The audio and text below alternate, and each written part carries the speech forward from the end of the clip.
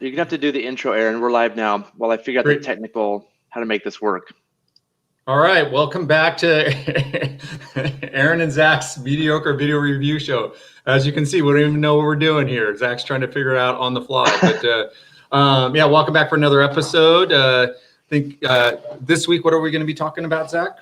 Well, I was on the Wind River last week. I made a pin, and I have great footage. So just go over like a cataraft pinning. And I also want to talk about throwbacks a little bit because I've been, doing more throwback practice, and we had some talks last week about rethrows. So I thought we'd start with some video about rethrows and then go into the pin after that. Sounds great. And but before we start this week's show, we do need to do a little follow-up from last week's show and remind everyone to please like our show, hit the subscribe button, and get that annoying feed. What is it called to get the notices? The bell, hit the bell. If you hit the bell, it'll email you everything I upload something, not just a live show, every random video I upload. I would love to spam your inbox with our videos. So please hit the bell. So Sawyer Cole, glad you made it. I have to ask, are you related to Dan Cole? Maybe he's not. Oh, listening. You're talking to somebody he just said he sent a note. He said just join the show. Oh, welcome, Sawyer. Thanks for making the show. Yeah, great. I'm trying to bore you too much. Yeah. Anyways, going back to what we're talking about. Wow. Okay. Wow. That's crazy. He is Dan Cole's. I'm taking it. Child. Whoa. Oh, geez. Yes, we know your father well. So, but moving back to the show, we were going to address some of the comments from last week's show, I believe, about rolling up into a ball for swimming. That's right. Yeah, before we get started, I've been thinking about the show a little bit. I want to do one quick mention. If you're a Class 5 boater, this show is not for you. Please listen, make comments. We love you adding things in, but we're not making content for Class 5 boaters. We're making content for the average boater. All right, Class 2, 3, maybe 4. But you Class 5 guys watching, like, we're gonna do our best to make this interesting for you secondary. Mainly, this is for people learning about boating, getting our thoughts, and we make mistakes. So, like, if you're here listening and you're a badass, please tell us the mistakes we're making and join in. This is a conversation for us to learn too. Sorry, I felt like I had to say that because I don't want Class 5 boaters thinking this is to entertain them. Yeah, sounds good. So going back to swimming and rolling up into a ball. Basically, I believe the comment was about rolling up into a ball to go over drops. Mm-hmm. And which, I mean, yeah, it would have been great to be able to give you a ride up there on the spot, but I feel like that's actually there's a lot of variability in terms of what type of drop we're talking about, what the situation like. Zach, have you tried rolling up into a ball before on a river while swimming? Yeah, the comment was that there's a third type. We talked about swimming last time because Dan Gavir brought up offensive versus defensive swimming, and we talked about it for a little bit. And there's a comment on the show about there's a third type of swimming, which is just rolling up like a ball. And I know that I was taught that when you go into like a big pour over, one way to get out is to roll up like a ball, go to the bottom and come out, right? Mm-hmm. I haven't tried it really, and I've swam through some holes. I wonder, and he mentioned specifically Houston Falls, which is like a 8-foot drop. If I was swimming into Houston Falls, I wonder what I would do. I don't think I want my feet. Yeah, it's like I don't know what I would do. I don't know what I would teach either. So that's interesting, Zach. Just from the beginning of what you were talking about, I thought he was referring to as like going over a drop, rolling up into the ball as you go over the drop, versus what I remember being taught is rolling up into the ball while you're getting recirculated around to help force you out of the hole. Yeah, so I feel like there's a third type of swimming that's rolling up like a ball. And I think that that's a subcategory of defensive swimming. And it's like what you and I were taught, which is it's a reaction of being surfed in a hole. Instead of just having your flailing around catching water on the surface, make yourself tight. So hopefully you go down and go out the backwash. Yeah. So I first think I want to address just the whole idea of going off a drop in a ball. Mm-hmm. I've played around with rolling up into a ball before, going through rapids and stuff and I found it very disorienting. I felt like I got spun around. I didn't know which way was up, and it was just like I didn't feel very in control. I felt totally out of control when I was doing that. And so I would be hesitant just to use it in general, just because of that. I feel like maybe a modified where, yeah, you bring your legs in tight and you bring yourself more, make yourself more compact. That makes sense to me. But like literally roll up into the ball where you're like hugging your legs like a cannonball. I don't think in general I'm a fan of that. I think it makes sense. Like I said, make yourself smaller. Does that make sense to you? Yeah, I mean, my take on this, and I think there's times when people have gone over drops in other places and they've died, and rolling over a ball might have saved them. So I think there's examples where it might make sense to do. My take is there's offensive and defensive swimming, like we talked about. And when I'm defensive swimming, that just like makes my feet not able to get pinned. And I don't keep your toes up. Keep your toes up. I don't think rolling into a ball into something is going to help me. But I think once I'm getting recirced, then rolling up like a ball is a defensive swim position to get out of sticky holes as a swimmer. That's my take. Although I don't really know. I've never done it though. I don't think I've ever had to roll up like a ball as a swimmer. Yeah. Well, I think, Zach, I agree with what you're saying there. And I think really what we want to be adjusting is the going over the drop. And I think he brings up a really good point is you don't want to go over a drop like a pencil. You don't want to be straight as a board, super stiff, go straight off the drop, and then you're going to go really deep. It's like when you jump off of the high diving board. If you try to go in like a pencil, you go in super deep. But if you like bend at your hips a little bit so your feet hit and you shoot forward and you try to keep your feet up as you go underneath the drop, I feel like for most drops, if you just try to get your feet out in front of you, your feet aren't going to go deep anyways. And you're going to come like this, and you're going to have more control. You're not going to go spinning around as you would if you were in a complete ball. And so maybe, you know, when he wrote that question, maybe he was thinking more like in terms of that too. Is I feel like going off a drop, like I said, bent, kind of race car position, letting your feet hit and then kicking them out in front is going to serve the same purpose. Keep your feet from going deep. Keep them from going to the bottom, and you retain more control than if you're in a ball. You're just going to get spun around. And I worry about rolling up a ball. Like I think about the extreme. Are you going to roll up in a ball as you go off of like, let's say a 20-foot waterfall at the top?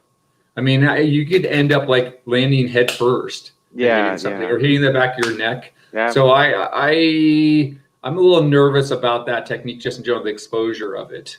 It's sort of like I wouldn't call it an always. And you always say you don't like to use always or never. Yeah. I wouldn't call it you always roll up like a ball, like going over a drop. I think you kind of have to make a judgment call, like what you're going to do. Yeah. And I think there's a commercial versus private difference, right? Like if you're a private boater or a kayaker, we could talk about some crazy, things to do to make decisions. But as a guide with commercial guests and you teaching them to do this, that's a different story. Like maybe you do based on the river that you're doing. There's a place you need to do it. And you might teach that. I won't teach that to my guests because I really want to keep my safety talk to under like 10 to 15 minutes. And if I covered every possible thing, their retention would be very low because my talk would go on forever and they'd only remember 20% of it. I'd rather have them remember 80% of 10 minutes than 20% of 30 minutes. So I'm not going to teach every possible thing that can happen. Yeah. And if I'm on a high water Tuolumne, rolling up like a ball does not matter at all. So I'm not going to teach it. Whereas if I'm on a run where there's a place where it matters, I'll probably be like, hey, you need to roll up like a ball in this one place. And I'll remind them as we go into it. If you swim here, roll like a ball, like we talked about. But yeah. I think that's a great point. It's more situational.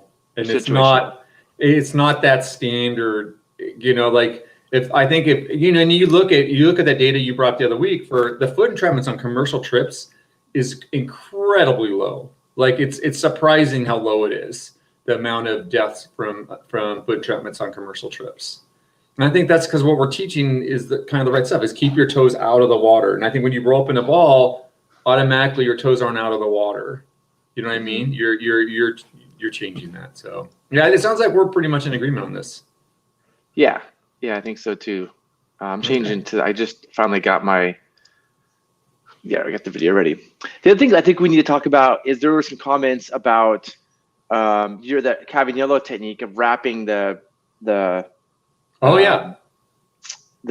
instead of attaching the D-rings, wrapping your sling around the raft tube and pulling on it, something we've been playing with to experiment.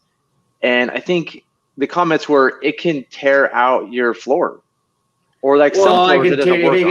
it'll tear the little, like the material between two of the holes. You know. Yeah, which is hard to repair. Yeah, but you don't really need to repair it. Like on the, I mean, let's be honest. Like when we were running those Avons on the Tuolumne, you know, you're a commercial guy, you don't have to repair it, but when it's your boat, you have to repair it. But Steve used to put, you know, lacing through two of the holes, and we would rig onto it for years, and then it would finally rip at some point. But after years of use, and it didn't like change anything having that little slip between those two holes. So I think like. Yeah, that's a point. You could rip it, and if it's your baby and you don't, but it's not going to really change. Aaron, how many rafts do you own? One. Okay, exactly. Those of us that own a lot of rafts care about our tears in our floors. No, but just a tear between two of the little drain holes, just between the two little drain holes. Like there's drain hole here, and you got a little tear between the two of them. You can't even tell. Well, I mean, every boat's different though. I mean, some boats it's drain holes, some boats it's laced in floors. They're all different. You know. Well, so the laced in floors, you're not gonna tear the floor in a laced in floor. Yeah, you might tear the material though a little bit, but anyway, the comments were made that the Cavagnola method of wrapping the strap around the tube and pulling, a downside could be tearing your floor. If you don't want a torn floor, then maybe that's a consideration when. Well, I think it depends on the angle you're pulling, but I mean, Zach, which is worse, tearing between the little two eyelets on your floor or pulling off a D-ring? Which is more of a pain to fix? Which would you rather have someone come? Would you rather have on a commercial ship the guy come back and be like, "Hey, we tore that little material between the two little drain holes," or we pulled off a D-ring? Probably the D-ring because I think it's easier to fix. The floors are a pain to way fix. harder. Come on, D-rings suck and to you're go probably on. not. If you do two or three D-rings, you're probably not going to blow one. So all right, I'm done. I'm done with this topic. Just want to bring it up. Anyways, but Zach has a whole separate like 5-minute video on this method. Maybe we could put the link down below so people can check it out if they haven't seen it. All right. Yeah, we're calling it the Cavagnola method because it's, I don't know, because I think it's funny. Because it's high quality, and that's what Cavagnola stands for. Yeah. Okay. So Martin Orlick writes, awareness of where you're going is key. Yeah, I mean, if you're having awareness is huge when swimming. I agree. And then Guara Nick writes, I'm not a big classified boater and haven't really run holes that you'll surf for years, but when I've intentionally swam smaller holes, spreading wide and grabbing currents worked fantastically. Yeah, I mean, I agree. Like sometimes like if you're first swimming, just like trying things out and catching currents is great. And I think the rolling up like a ball is once you've been beat down for a few minutes, it's kind of like what's left to do. Like the roll up like a ball, but usually to get out of a hole, you just kind of like try to catch a current with a hand or something. Yeah, or you ever done the part where you pop up and then you swim towards one side and you go under and you pop up and you keep swimming towards one side until you get to one side or the other? Yeah, it's basically there's not a whole. There's some things to know, but when you're getting beat down in a hole, it's hard to think through all of your techniques. It's just like hopefully I'll come out. Honestly, right? Like you're not sitting here going like, well, I learned it in a video to roll up like a ball. You're just like survival. Hey, so the video I want to share today, I have a couple of videos. One is just throwing throw bags first. We were doing some practice the other day, and you and I talked about when you're doing the throw, the toss, the rethrow, the throw, and I definitely have had some mental things with this. It's been a struggle for me to get it right, and so I went out and practiced because I wanted to just see what we talked about. So I'm going to share a little video I took of that, and there's some definitely I made some mistakes here, so I'm going to show you guys some of my mistakes along the way. Oh, do you hear the audio? Let me turn the audio off. So I did that. That was embarrassing. On purpose? Was that on purpose? No, totally accident. I was like, hey, video me, and then went to the ground. Yeah. And then here we're doing rethrows. So are this you guys going in that slow on purpose? No, yeah. It looks like you guys are going slow motion. Is this a slow motion video? I mean, we're just practicing. It's not slow motion. So that was decent, right? That's how you do it. I do not like that, Zach. That we're going that slow? No, I do not like the not holding onto the line at all and just stepping on it. Okay, so we're gonna get to that. Don't worry. So here I'm stepping on it. Do you see that, right? Yeah. And so I got one good one, and I was kind of struggling with it. Here, when you rethrow the rethrow, now you're throwing I was throwing the bag here, when I should have stepped on the bag and thrown the other end. I got confused with the coils. Well, because you're stepping on the one end, so now you got to switch the other end off. You have it coiled normally. Yeah, that's a mess, isn't it? Yep. Yeah. That's I never thought about that. Oh yeah, so you don't want to. You want the end to be the bag end. You want to throw the coils out, right? So again, I'm pulling it in here.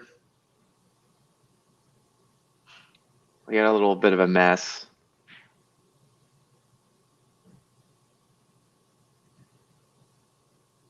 So again, I'm trying to make my two separate coils, right? So I throw one coil. Yeah. I'm stepping on the bag with my right foot, and I did that. You're stepping on the bag with your right? You just throw the whole. You saw the whole rope. Yep. Yeah. It's good I'm practicing. Now you're practicing on shore, which is good. Did you get the rope? Shore, tell me you got the rope back, Zach. Tell me you got the rope back. Let me see what I did not get that rope back and forth. It's my favorite throw bag. Sank. It's embarrassing, but I didn't want. I want to, you know. Oh, Zach. Yeah. Oh. Yeah. I know this is embarrassing. This isn't my best moments, but I'm not afraid to share it with all of you. How many times have you lost the entire throw bag and the line when you've thrown them? Was that the first? Oh, that's a way better toss. Yes, that's the first. So let's go back because I want to. This is me. Us. I was like, what am I doing wrong? Like I was having mental breaks, throwing rethrows. So here's a technique: coming up with two coils, right? Step on the bag, right? I gotta look, and then see. I kept it in my hand. That's the correct way to do it. I don't need to step on the bag. Yeah. But you want to throw the rope, not the bag at the end. Right? Yeah. I like. Yeah. In general, Zach, I like that technique. I think that looks great. Yeah. So and I personally don't step on the bag, but yeah, I think that doesn't hurt, right? Like it's not going to pull you. It's probably not going to pull you downstream. It's a nice backup. I mean, I feel like the advantages and disadvantages of staying on the rope about even each other out. I mean, the one thing too, though, is I hadn't done a rethrow in a long time. I mean, I did it for the IRF class 2 years ago, but it's not my practice. And so because I haven't practiced in so long, doing it, I had to like think about it a little bit. That's why I had to go through all these exercises. And so here I am, same thing. Now I'm shooting in slow motion to show, like you throw that first bit of rope and then follow with the second bit of rope. That's a technique. Yeah, that looked great. Right. And it's amazing how far you can throw it. You got a nice toss out of it. You can throw the whole length. You can't see the end here, but it did tangle. It didn't lay flat at the end. So it was good. Now Michael's going to show me what he does. And so this created some really cool talks. And so watch what Michael does. Oh, Jesus. Look at that. Oh. Now I know you're going to have some issues with speed here. Well, that's one issue. And there's another issue too. I mean, this is a nice spot to practice this, but like on shore where you're throwing before, if you tried to do this, it would have been a mess. Why? It would have been caught around the rocks. Like when there's big rocks around, you just pull it all over there. It's going to get snagged on the rocks. Well, that was just, he was technically pulling it in there. Now watch Michael. Okay. So he was pretending to pull it all in. Oh, okay. I got it. Sorry. I thought he pulled it in first and then did that. Can we watch that again? What he did? Sorry, I got distracted. So just pretend like the rope was out, right? He just came in here. I thought that was pretend like the rope's in the water, right? We're not going to go splay the rope out. So he's like, let me show you what I do. And Michael makes one coil instead of two. The key is look at his right arm. He's not moving it back and forth like I am. He's going to show me what I do. Like when I'm doing it, I do these big back and forths. And when you do those big back and forths, it makes the rope tangle. So Michael does one.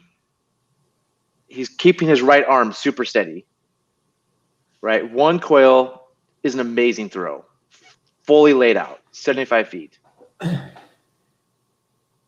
Yeah.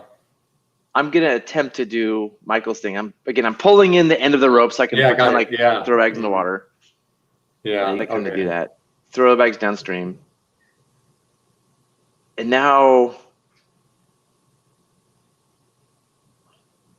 I'm keeping my right arm. It's hard to keep it steady. Keeping my right arm super steady.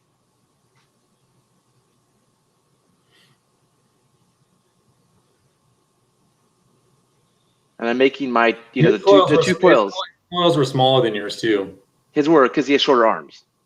Yeah, but the shorter coils, I feel like, don't get hung up as much as the longer coils. So I did my two things, my thing. Yeah. And again, the very end tangled. You can't see it because it's not in the frame. So I did my two coil thing. It worked fine. And it worked better because I had done, actually, I don't think the end tangled, because I had done this, not move that right arm, kept it steady. So watch me again. Now I'm going to do one coil the way Michael does, keeping my right arm super steady. And I think I like one coil, but keeping your arm steady now, more than the two coils, and they're just really quick back and forth. Because also, like, Aaron, right here, I can throw. Like if I see the swimmer, I don't have to pull the whole 75 feet in. You don't have to do it the other way either. You don't have to anyway, but my hand my left hand is on the rope, my right hand's ready to throw. I don't have to think about, when you have the two coils, you kind of have to think a little bit about holding the rope, just a little bit. This is super simple. The one big coil, I could just throw it now if I had to. I can keep coiling, and then you're just ready to go. And that's splayed out. The whole rope splayed out beautifully. That's interesting. The point about the not moving the backhand. I forget how.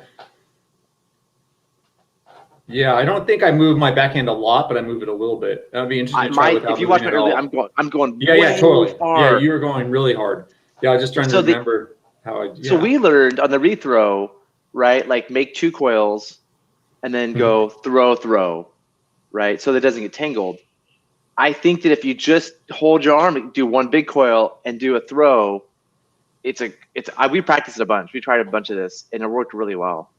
Yeah, I'd like to try it and see, because I feel like I get pretty good separation with the split and throw. I feel like mine goes out real nice actually.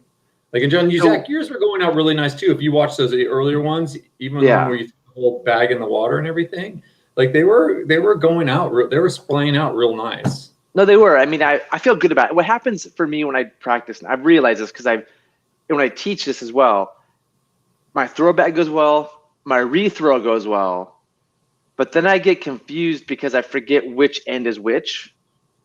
And so like you have to be practiced. Like my first rethrow is always good, and my next three are terrible.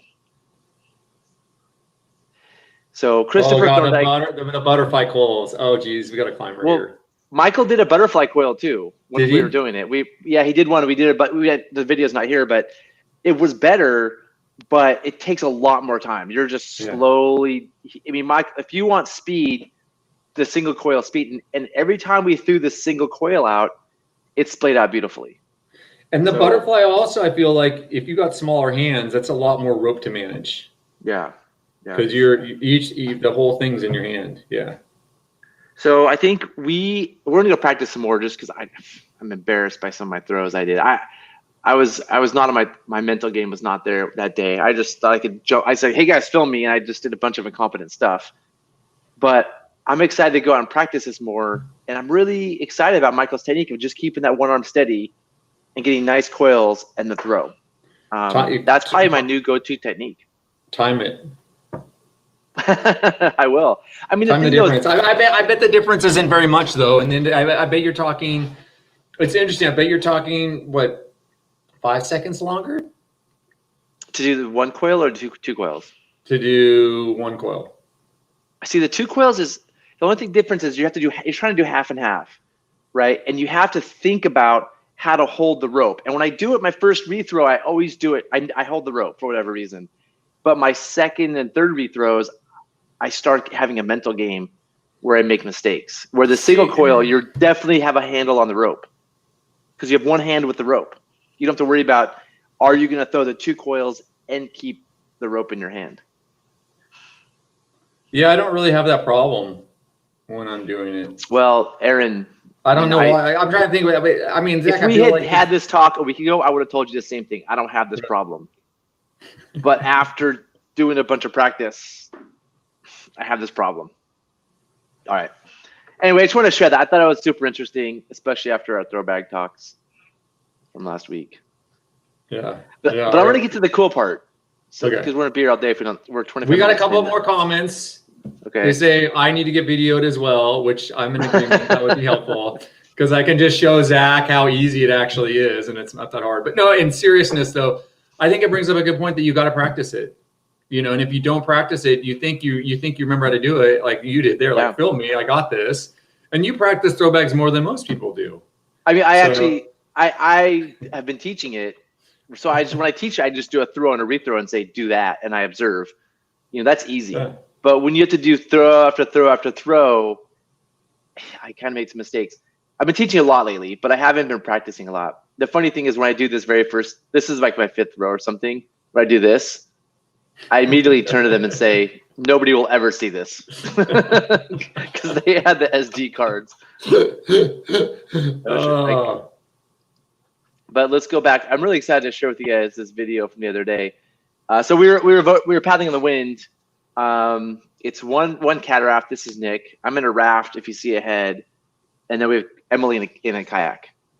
And we're doing filming for this rowing class this online rowing class. We want to get some good video, and yeah, I'm gonna just go into it. And I'm gonna make it big here so we don't see our faces. So we can just kind of watch the video better. This is a great run. Aaron, you and I did it once together. Mm-hmm. Yeah, we raced. We won the race. Oh wait, this is on the wind? This is the wind, yeah. This is the first wrapper on the wind right here. Oh, I thought this was a different run that this happened on. Oh.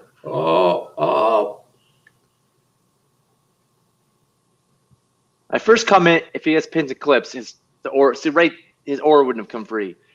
So this is my GoPro. As I'm headed down the rapid, I'm looking back. I see it. I mean, you gotta look back. If I hadn't looked back and kept bombing down the rapid, he would have been way by himself.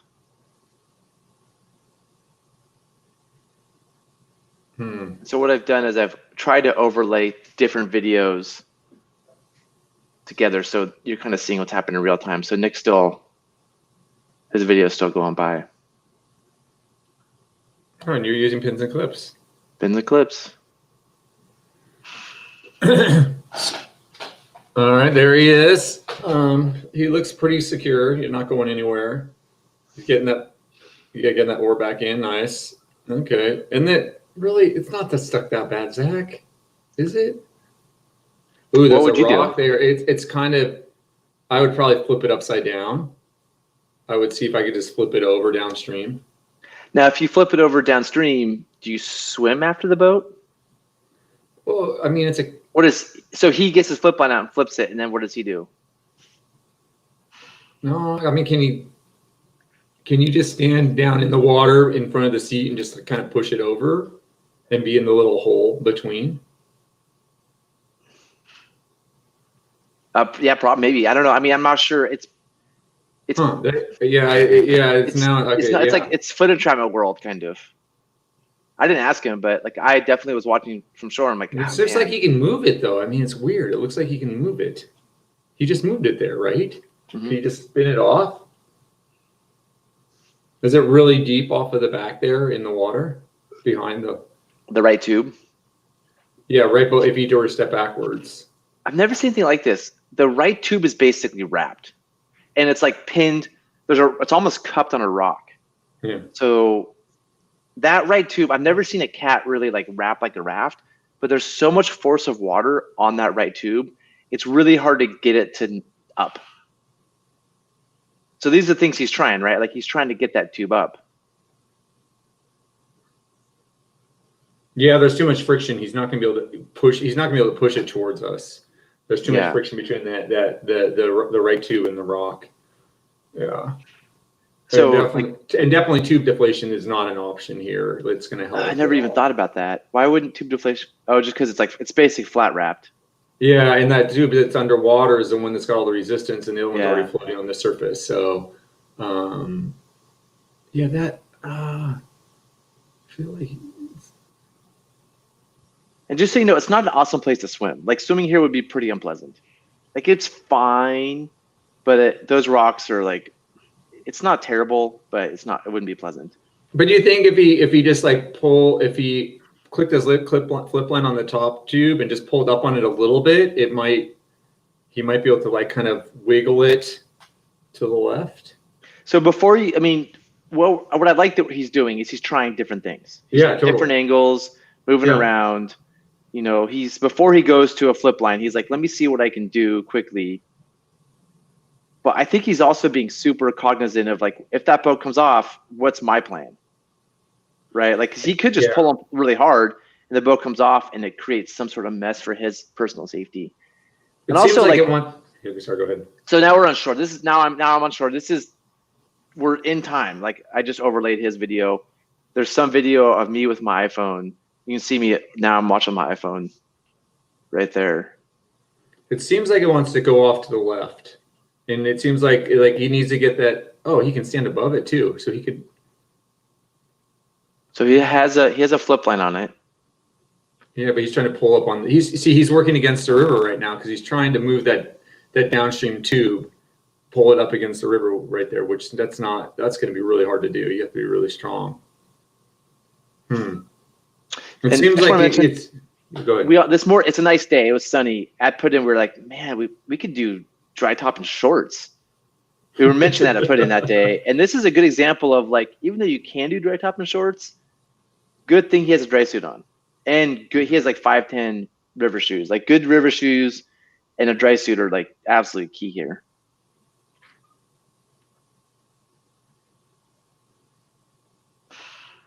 And I think he just missed. Emily was in an eddy below. You may have seen her in the rock. Like I just told Emily to go to river right and walk up the bank with the throw bag.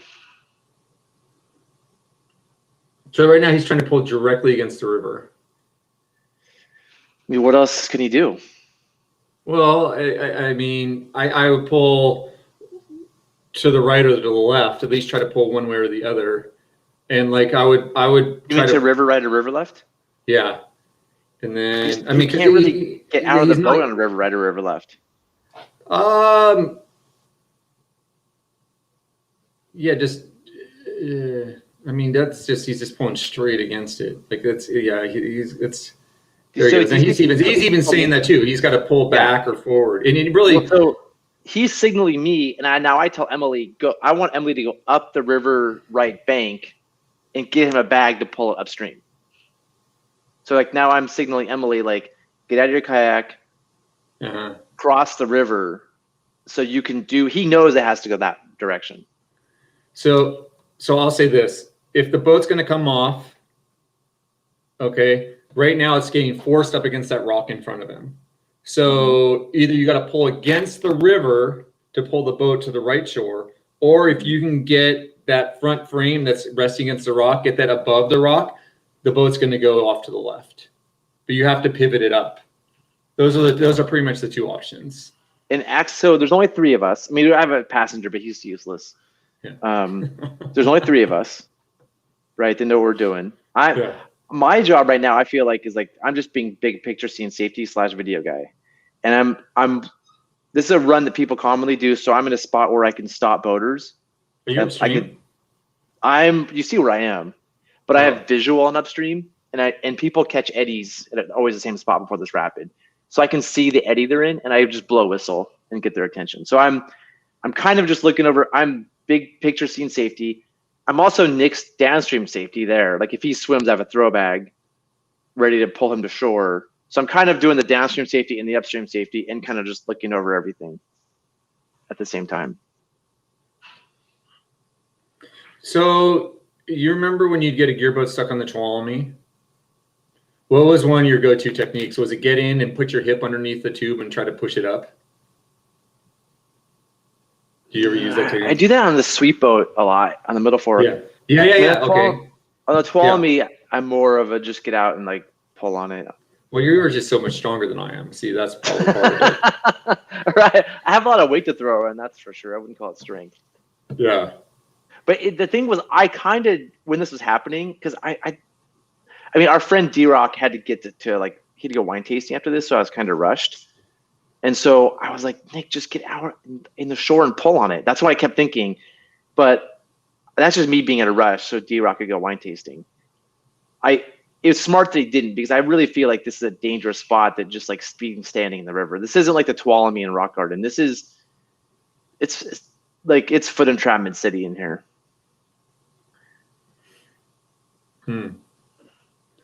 Yeah. I would have liked to have seen him try to see if he could pivot the boat up a little bit, lift that upstream tube up a little higher, and see if he could get it to slide past the rock to the left. I don't know if it would work, but that would be the one thing I'd like to try. But I think what he's doing is the only other option for getting it off is pull it to the right. It wasn't going to come toward. I can tell you what, it wasn't going to come towards me. Why is that? If you saw my angle, it was pretty apparent. It just wasn't going to go past. That rock was bigger than it looks from here. It wasn't there. There's a bunch of holes, and between me and Nick, there's just more rocks and more holes. So I don't think it was going to come that way. Otherwise, I would have thrown him a rope and we'd have tried it. No, I might say you can't pull it up. He'd have to lift that upstream tube up high, so the frame isn't hitting the rock. So pulling from your shore wouldn't help at all, because you're just pulling against that rock. Yeah. Oh, this sucks. So now he's communicating with Emily. Emily walked up, and she's actually walked. It's from the river right side. You could actually walk in the river a bit if you're good at that kind of thing, and just careful. So she's actually pretty close to him now, where they can communicate. So here she's throwing him a throw bag. So she's where, from there, she can kind of you can see she could kind of come out to a rock, get him a bag, and pull that direction. And you can see if you try to pull towards me, it's just a mess. No, yeah, but if you lift that tube up, I'm saying, Zach. Yeah. I'm not saying pull it towards you. I'm saying the tube we can see, push it up in the air to get it up higher and bring it up and over that rock. Yeah. I think that would work. But just the way it's trapped there. But I think that's one or two. It might work. The way they're doing is the definite work way. With some, is Emily just going to pull him off by herself? Well, that's the plan right now. So, it might take, we've tried all of you're on the boat, pulling different directions. We tried everything, right? Without a rope. He's pulled it different ways. He's tried to get off by himself. That's not working. Now let's get a rope to the boat and give it a pull. And I think that they realized that she needed to be over here. So I remember watching this thinking, I'm not sure what's going on here, but they must have a plan.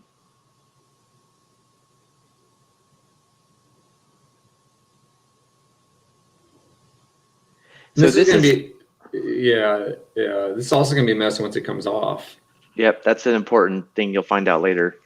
Yeah, this is going to be so this is a kayaker throw bag, right? She's pulling, and the rope's probably stretching a lot. You see the rope's probably stretching, and the boat's not moving. It's moving a little bit. So him sitting on the boat like that is pushing down into the rock more and creating more friction between that downstream tube and the rock. Yeah. I don't know if it would help, but him coming to that rock on our side, the side we're looking for. So Aaron, it turns out this right here was stupidly pinned. There's a really bad rock there that the boat won't even twist because it's really pinned in. That's why I keep talking about pulling it up over that big rock. Yeah. How do I get rid of that? There we go. Zach, do you think it would have been better if they pulled up just straight upstream at the angle it's stuck and just tried to pull it out going upstream a little bit? That was my thinking. Especially if Nick was off of it, if they pulled it, basically where she went to shore, right? Behind her, and Nick maybe made it to shore. I don't know if he could, and they could just pull it that direction with him off of it. It might have come off. Yeah, but I don't know if Nick was excited to get off of it. So here's Nick's on the rock, right? So they probably had they're having that discussion, don't be on the two. I don't know what they're doing. They're just trying things out. It's let's try different things out. So now this is where I'm saying, hey guys, just flip it. Like Yeah, you're not getting it off. Just flip it off. Flip it over. Yeah, then I think that's kind of what That's where you started. That's how you started. So like I after watching them just pull, I was like, all right, guys, D-Rock has to go wine tasting. Let's just flip this bad boy. It'll come off that way for sure. So now Nick I'm like, tie the oars in because it's gonna flip. You don't want oars flapping around too. Yeah. Like time on the frame. And you can see from this angle, like how that front right tube is just really pinned into those rocks. Yeah. Would you think about having Nick have like a line to the boat as they flip it over so he could hold on to it, he could pull into the eddy behind the rock that he's on right now? Wait, say that again? Do you think it would make any sense for Nick to have like a line attached to the boat, like the bow line per se, and then as they flip the boat over, he can pull into the eddy right behind the rock? Right where so she flips it over. Yeah, he wouldn't be able to hold it. Okay. Yeah. There's a lot of current there. Yeah. If this pin's a clip, you have to untie all those silly oar ropes. Okay. Yeah. And the thing is, like you said, minus that important wine tasting. There's the wine tasting. I mean, I'm more kidding. The river's dropping. We're putting on at a kind of a low level, and it's dropping fast. It had peaked that morning at like 5.5. This is 5, and it is dropping like a rock. And this is the first rapid. So if we don't, every minute that goes by, the river's getting lower, which makes it the rest of the run more difficult. So it was both factors. It was the wine tasting and the river dropping out. Yeah. Got some good comments. I agree with Aaron to dump it over downstream, armchair quarterbacking. Totally. It's easy to have the right answers right here looking at a video after the fact. Yeah.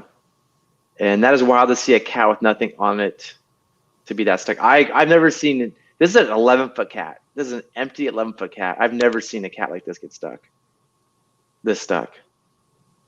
Usually, you just can put a throw bag on it and pull and it comes off. So now they're changing the anchor, and he used his flip line to create a 2-point anchor both times. It was, he used it to create a 2-point anchor. Here he does a 2-point anchor between the one anchor on the frame, one anchor on a D-ring. So Zach, what about going around cat tubes? I mean, physically getting the thing up and over the tube would be hard. It would make sense. I would rather just clip it on. I mean, we're not doing heavy loads here. He did a 2-point anchor. You could tie up just the frame, right, on a cat. You don't need it. He does it to the frame and a D-ring. But he could just, if it was me, I'd tie like a bowl into the cat frame for simplicity and call it good. We're not doing heavy loads here. And I think the frames on a cat cover a lot more of the tube, and there's not the same. It's different with the raft. Force. Yeah, the force on the raft on that floor of the raft is a lot greater. Yeah. So yeah. That's it right comes there. Comes off so easy. Now I'm thinking, what's Nick gonna do? I also was like, man, hopefully Nick has a plan. Luckily, the boat just stops there. I really don't want Nick swimming there. It's not the worst swim, but it's also and what he could do is Emily could walk back upstream and throw a throwback and then pendulum it into the eddy just upstream from where she is. That might be that would be a good option. But it's nice. Would you think about just trying to flip the boat back over right now? I mean, and just getting it back upright right there. Yes, I would do that. But I think they're thinking they can pendulum into the eddy below Emily. And then do that there. It seems, I think it's easy to see from this angle. Like, no, it's not hard, but where Nick is working from is like stressful. Yeah, totally. It's not fun to mess around there. And there's a lot of, nice jump. That worked well. So that's the first time I've ever seen anybody do that, like rescue swim, that like flailing rescue. Oh, look at that. And it almost flipped. I thought for sure I'm going to go back because it's so cool. I think this whole section's cool. Flips, right? I think I've never seen anybody have to do that, like flailing out that swimming technique that they teach in Swiftwater. Nick is an ACA Swiftwater instructor, so he knows about that. And he said the same thing. He never seen a use case for it, but this was a good time. He had to get over to where Emily was. Partially because once the boat comes free, she may not be able to hold up by herself. Mm-hmm. Right? Like he has to go back her up for when that boat comes around the corner. Now, when he jumped off, did he jump off the cat and push it? Watch. Push it. It looks like it was all at once. Or I forget. We can just watch.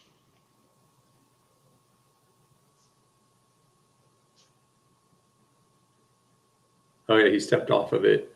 It did. Yeah, it did cause it to come off. Yeah. Emily's there, almost. I mean, so close to flipping back over. That would have been sweet. So now Nick's there to back her up. The problem is there's no Eddie here, and I actually have to put my phone away and stop videoing because they kept losing rope. I'm gonna pause this. They kept losing rope there, and they had to let go. So now the cat's boat went down with the rope. We had to get Nick from river right back to me on river left, right? So Nick had to swim across the river in the calm spot. So, there was some stuff that happened after that, but they basically, two of them couldn't they were just like holding, and then they eventually couldn't hold it anymore, and the boat went downstream. So we took our time. I was like, hey guys, they're like, I'm like, guys, the boat's gone. We'll get it eventually. Let's just take our time and regroup, and we'll go downstream and find it. Right. So luckily I had a raft, so Nick could jump in. This is like the second half. This isn't like the whole rest of the raft, but this is just the bottom part. But you're chasing the raft now? Yeah, but it's been about 5 minutes. Okay. Right. And so the raft is drifting downstream with a throw bag attached to it, floating down the water. Yes. And it's been a while. Like, I see I'm pushing. I'm like, let's make some, just in case. But I'm like, let's make sure we're safe. The boat's down there. Let's not do anything hasty. Now we're just a 2-boat trip. We're a raft with 2 paddlers and Emily. If I have a problem, I'm just like, I want to make sure we're smart. We're not. Totally. It's just gear retrieval. There's nobody's. Yeah. Exactly. And there it is. We found it pretty quick. Like, this is just below the initiation. And don't you feel like that's what usually happens, Zach? Is the boats usually don't travel that far. Usually you find them pretty darn quick. Yep. Nick, we do our best. Like, Nick, this is your chance to jump off. I can't hold it here all day. We kind of get stuck on some rocks. Yeah. Do you think it would have been helpful if you planned an attack up above and Eddie above before going down to the boat? We kind of didn't see it. It's kind of blended in. We didn't see it to the last minute. Yeah. I was like, oh man, it's right there. It kind of like, oh, cool. And now you just left him on the rock. Good luck, Nick. Well, I mean, I'm going to play safety for him. Yeah, no. We got some more good comments here. Cheat K said the paddle cat wouldn't have gotten pinned like that. I'm not sure how a paddle cat is different. Zach, we know you love paddle cats. Paddle cats are cool, but I mean, it would have gotten pinned like that, right? Is he messing with us? I don't understand why the paddle cat wouldn't have gotten pinned as badly. Because paddle catters are better for some reason, because they're, I don't know. They're not totally understanding that. The floor would keep it up. Ooh, that's interesting. Yeah, the water was coming underneath on the floor. Oh, Either the floor would have helped push it up, or the floor would have caught a bunch of water and sunk the whole thing. Oh, you mean a paddle cat that has a floor in the middle? Yeah. No, a paddle cat would have been way worse because it would have it could have wrapped the floor tube.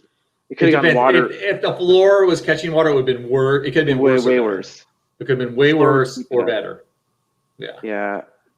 Chidike. I wish I could pronounce her name. Chad. Okay, I'm going to just completely disagree with you here. But we can just agree to disagree. I'm going to say paddle cat. I think Chad has a pretty good point. Like I don't get it. Explain it to me. Well, because the upstream tube was out of the water, and so all the water would be pushing underneath it, kind of helping get it up on top. It wouldn't be as deep, maybe. I don't know. Oh, maybe. Oh, it wouldn't have been allowed to go so low. Yeah. Yeah. Like the floor would hit a rock, and then the tube would have only gone so low. Yeah, I can see that. Maybe, yeah, something like that. Yeah. All right, Chad. I maybe. Yeah, Peter Benedict. The floor would have been way worse. I mean, who knows? The floor could have saved the day. The floor could have made it terrible. My instincts are with Peter. Sorry, Chad. In general, I will say, general, floors cause more problems in terms of when you're wrapping a boat. and getting perched or getting, yeah.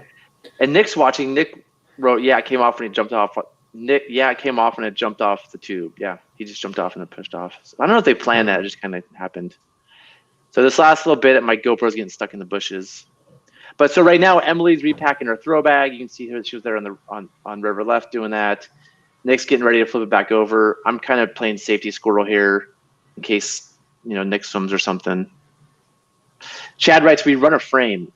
Chad, I really want to see this boat you're talking about. Because when you say paddle cat, my first instinct is like Russian paddle cat, where there's no, which I think are terrifying.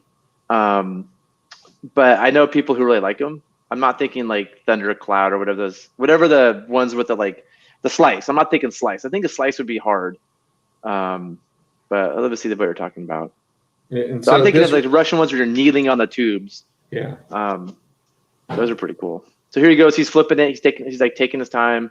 He's in a precarious spot, so he has to flip it and be ready to get back on it. And the next rapid it's kind of continuous water into the next rapid, maybe like 500 feet. And his oars are tied in. Which good thing he tied those oars in, right? Because that would have been they would have at least gotten really beat up, if not worse.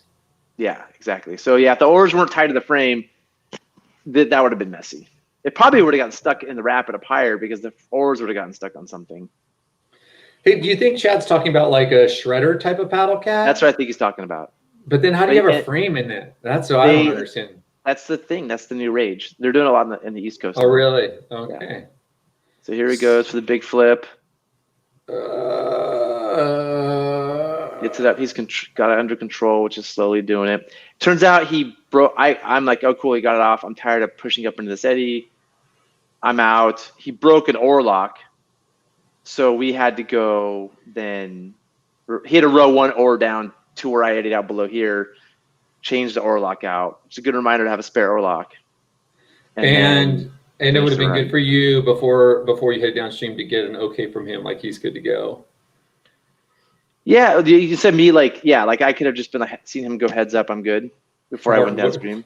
Yeah, that's a good point. What if he busted an oar lock? Martin just asked, what if he busted an oar lock? Yeah, why? I mean, he did bust an oar lock. That's exactly what happened. It bent. It didn't break.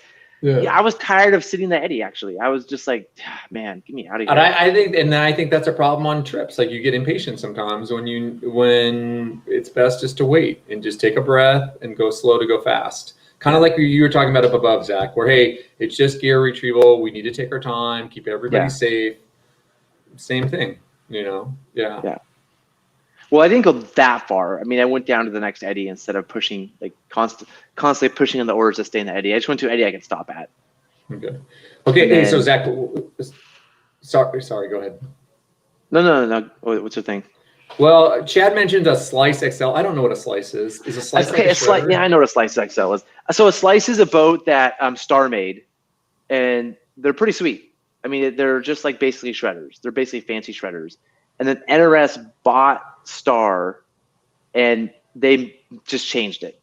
And now there's an XL version, so it's like a little bit bigger. So it's kind of a pretty big shredder. You could actually put like I think 4 people in there. Is it super light too? Is it like one of those like 40-pound boats or something like that? It's pretty. They're pretty light. I mean, they're. I'll bring it. Actually, the cool thing about the show, Aaron, is I can just go switch, stop screen, share screen. Let's see. Let's go to this. So you don't like the shredder, but you like the Slice. Is that what I'm hearing? Ooh. That's got some rocker to it too. Look at that. No, I've run this before. I mean, I haven't run the NRS one, but I've run this one. I've run the old one before. I actually have one. What's that thing in the middle? Is that a blow up thwart across the middle? What is that? Yeah, but it uses what's that? The drop stitch, right? Oh. So it's not like a circular one. It's like a rectangular. Ooh. Oh, that's it's pretty cool. And so this one uses also the floor is just a piece of drop stitch in there. So the floor actually comes out. So yep.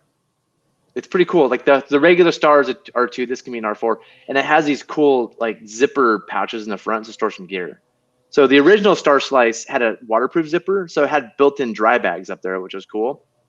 This NRS one just has like regular zippers and drain holes in the bottom. But you can see that at least there's like storage here, and there's storage in the back. Wow, so it's a pretty cool and boat. It's $2,000, and you can take 4 people in it. That's Yeah. crazy cool. And it's is Peter saying 79 pounds beats you? I don't know what that means. Beat you. 79 pounds beat you. I don't know what the beat you part. I'm assuming. Let's see the specs on this. This thing's 79 pounds. Oh, he beat us to it. I mean, 79 pounds is pretty cool. I mean, that's for the big one. The small one, if I remember right, the regular Slice, it's a little more than 50. But if you take the floor out, the main boat's 50. And then the Star Slice I had, the original Star, was 50 pounds. So I mean, it's in Bhutan right now. I took it to Bhutan, and we have it over there because I was able to take it, travel with it.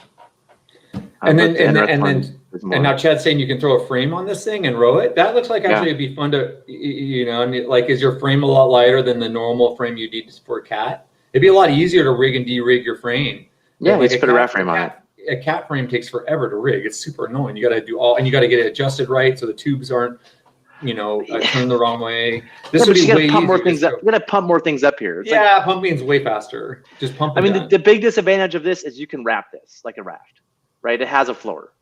Yeah, exactly, Chad. Exactly. A Longhorn frame is beautiful on these boats. The Longhorn frame is just an amazing frame. I think everybody personally, I mean, almost everybody should own a Longhorn frame. The NRS makes a super adjustable, simple frame. It's just throw it on. You throw it on almost anything. But and Bruce Cooley's saying the Sabertooth is similar. Yeah, the Sabertooth is just I would say a higher quality version of this. I don't know if I want to, I'm not bad mouthing NRS, but airboats are probably better. But it probably cost another $1,000, probably 50% more expensive. And it's probably way heavier to carry up at the end of the day because it's all full of water. Let's find out. What's that boat called again? What did Bruce say? Sabertooth. All right. I love this. Oh. So this is the Sabertooth. Yeah, it's a bit more expensive. So it's over 50% more expensive. Yeah. And it weighs 74 pounds, 5 pounds lighter. But does it have the inner bladder, outer bladder scene going on so that it's fills with water? And then and this would make a nice R4, right? I don't like that much. It's gonna make it way heavier, and you already don't have the floor to keep you inflated, so you've got that extra weight. You're gonna be running lower in the water. It's gonna be harder to move. Anyway, the point of this whole discussion is, hold on, let's go back. Getting back after our nice something. Yeah, so we can stop boring everybody with this. Get back to this. I mean, I'm gonna say though, Zach, look at all the comments. People really enjoyed this little diversion. So I think the point here is, if he had a Sabertooth or a Slice, this wouldn't have happened. And you can see the water pouring up underneath, and I could kind of see what he's saying. See where his left foot is? The water's pouring up and over that tube. It wouldn't pour up and over that tube. Oh, I get what you're saying. So, because the water's going under the one tube and over the other. Yeah. So the floor there would have kept it. Yeah, no, okay, now Chad, you're right. I'm wrong. I shouldn't have said what I said. You're right. Again, I've been incompetent all week, man.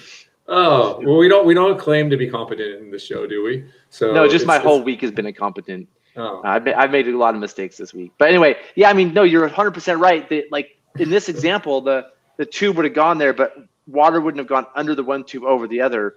But in general, not having a floor is way better than having a floor. I mean, in this example, he's right, but in general, I would want a boat without a floor. Yeah, this is fun. Oh, anyway, all right, that's a wrap. So you guys split the boat back over, and then the lock he had to replace. Lock was broken, locks. So he rode one lock down to me. Then we pushed him to rowing with one oar sucks. So he had to row like 100 feet with one oar, doing circles. I got out there, pushed him onto a rock, gave him a spare oar lock. Even though I'm a pins and clips guy, I got a spare oar lock because I care about my friends who can't handle pins and clips. That's to you, Nick. And then he puts the oar lock in, and we finish out. But what I thought about, because I'm like, I'm pretty sure I have a spare oarlock. I definitely had a spare pin, so I could have put a spare pin in and then given him my spare oar, Yeah. and he could run one spinny, one pin and clip. Zach, would you rather R1 this with a raft paddle or row it with one oar? R1 with the raft paddle. Yeah, you So, can't, rowing with one oar is pointless. so in high water on the Cats, I used to bring a spare paddle that I could access when the boat was upside down. So that way I could like paddle to shore theoretically. I don't know. Is that make sense to have a spare paddle on your little Yeah. cat frame there? I mean, I think having it on the rig so when you flip, it's accessible. Yeah. I mean, Right. it's different high water. I'm not really worried about it catching on rocks. Here at low water, it's probably can get beat to snot. It's probably, but like you probably rigged it on the bottom of the Cat, right? So because the use case is when you flip, then you can at least paddle it to shore, right? Yeah, and I just rigged it. Yeah, rigged it right along that. And if you don't flip, metal tube, you break your oar and your spare oar. You don't have one oar. You can still get it off in that example. Yeah. But I think having something to move the boat. I mean, when Nick was doing this, he had a GoPro on a paddle, right? So I was like, I wonder if he's going to take the paddle off and use the paddle to get it to shore somehow. It was just an option. But when he broke his oarlock, I was 98% sure I had a spare oarlock with me. But in my mind, I was like, what are we gonna if he doesn't, what would we do? Great. So Bruce writes, if Emily was not on the trip, River left rescue ? Would you have ferried across? This is a great point. I mean, this is why a lot of people talk about, like, let's say Nick was doing a solo run. Right? This is why solo run's bad, right? For the start there, if this is a solo run, this is bad news, right? He's in bad shape. He has to swim by himself he just leave the boat, swim by himself to shore. Hopefully he makes it fine, right? If he doesn't make it fine, nobody has a story. People find the boat and he's not alive. But if he makes it fine, he can tell the story of him being solo. If there's two boats, if it's me and Nick going, you can see here why it's kind of marginal safety-wise, right? Because it's just me and him. I'm on the wrong side of the river. I from my vantage point, yeah, Nick writes in exactly. Like, pulling from that side would have done nothing. Exactly. I was going to say that. Like, I would have had to get in my boat, go to river right, walk up, and do what Emily did. That's exactly what I would have done. I knew from there I was not going to help him at all. If I did that, there's no downstream safety, and there's nobody spotting for other boats coming down. And it would have taken super long. And the ferry for me from where I was, from river left to river right, was really tough. So Zach, speaking of downstream safety, if Nick fell in, what would you have done? And he started floating down. Throwback. I would have put my phone in my. And you get throwback. That looks like a long toss from where you are. I would have jumped off that rock though, like onto the shore, but there was plenty of room. Let me see if I can go back. You can see from the angle. Like, that's more of a question of the exciting safety. Like, it looks like it'd be hard to get out to him, get it throwback to him where he is right there. This is the video from the phone, right? From where I'm at. So, from there, I would have put the phone in my pocket really quick, jumped off of the rock I was on. You see, go downstream. I would have jumped right down on that rock, and I could have thrown it back there. There's kind of an eddy right there. There's like slow water. Okay. So, I mean, if he swam, he would have been like, this sucks right here. And then right here is slow water. And then, I mean, we're halfway in a rapid, right? This is just like a little bit of slow water in the top third of initiation. There's still 2/3 of the rapid downstream. So I definitely don't want him downstream. And you can see somewhere here, let's see. Would you, if you were him swimming, would you rather have someone throwing a throwback or coming out with a raft at the bottom of the rapid? No. Like, you can't save him in a raft here. Why not? You can't. Like, I couldn't get the raft on time. Where my raft was at the lip of the next drop. Oh, okay. So if you go back here, so first I want to show you this really quick. Do you see Emily in the kayak right there? So she's his safety right now. She went right to like that spot. Yeah. And then later on, when I'm comfortable, that's where I'm like, I have downstream safety. Emily, you go to river right. and handle this, right? So So from that's a good, that's a good. There's Eddie right that's a good. That's a good example of a time though. Sometimes it's better to be on shore for safety than being your raft. Yeah, my raft wouldn't have done anything. I mean, if you go back here.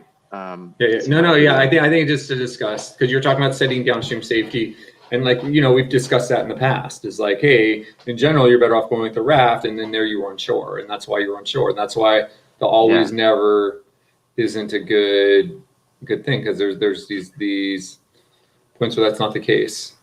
But if it's just Nick and I we can't sense downstream safety there. Yep. Right. Yep. That's where the third boat, like you don't have enough team members to properly handle a situation like this. And so this is, I mean, I don't know how you feel about our boat spacing here. I think it's good. Like he's not going to save me. Emily was there for, Emily went first. She's a solid paddler. She was my downstream safety for this part. And she stayed there because this is like the trickiest part to be Nick's downstream safety. So you can see she's sitting in the eddy still, kind of waiting for Nick. Good thing she's there. Right. And so you see she turned down and like says, "Hey, Zach." You can see me pulling over. Yeah. In the background. Then here's my procession. I go down, I'm watching Nick go through. I'm like, okay, he didn't make it. Let's get over to catch this eddy. Mm-hmm. Right. And so like I'm right at the lip. Yeah. Like right there's that's the last 2/3 of the rapid, which is like semi-burly. There's no way from my eddy I can pull out and save anybody. Really? In the raft, right? Yeah, I mean, if somebody swims there, by the time for me to like maybe D-Rock could have grabbed. I could have had D-Rock grab somebody, but D-Rock. Oh yeah, it's kind of blocked off. The top of the eddy's blocked. I see now. Yeah, you can't really. Yeah. It's not like you can ferry out easily. Oh yeah, totally. Yeah. So a few more questions. Just going back, Sawyer's asking when the next River Talk podcast is coming out. Today. Uh-huh. Yeah. I haven't had a chance to. Well, we're having some technical I wasn't on it. Priscilla recorded it, and we're having technical difficulties of making the audio work. But hopefully today. Cool. So, and then Nick did row pins and clips for the next 2 days. We paddled the hood a couple days, and Nick did rock the pins and clips. And Nick and Brody and I always have a lot of. We can't stop the pins and clips talk. And Martin, to answer your question, yeah, he is. It's kind of wedged in there between two rocks. He's kind of. It's definitely Tetrised in there, in a way that it's just not coming out easily. If it wasn't, Nick could have got it off by himself. Yeah. I couldn't tell how bad it was, but it was pretty in there. And I think that's the only awkward thing with cats is sometimes when you split something like that, you can get stuck between something in a way that a raft won't. When your tubes go on both sides of something, and you're just like, oh, great. Like a raft would pivot off of that much more so. If I had taken, let's go back. If this is a raft, I'm just curious. If this is a raft and not a cataraft, I bet this is a wrap. Probably. So, but it wouldn't have ridden as far over. It might have pivoted off to the right too, because he couldn't get it as stuck in there. Yeah. More of the boat would have been to the right of the rock that he got stuck on. So I'm just kind of curious now that we thought about that, like where he went. So if he's in a raft right now, cruises down, and his nose hits that rock boom right there, and then he pivots back off a bit more. Instead of going up on it and getting stuck there. Like he's middle of his right tube is hitting that rock. And if he had been in a raft, it would have been like the quarter mark of it, and so much more of his raft, the boat would be behind it. Yeah. So that's the tricky part with the catarafts, I feel like, is like when you get stuck around a rock like that or something weird, like, and it's just bouncing off rocks is a little different, the way it pivots off of rocks. Like a raft's much smoother when you come in and you hit a rock with your nose. It's easier to control yourself.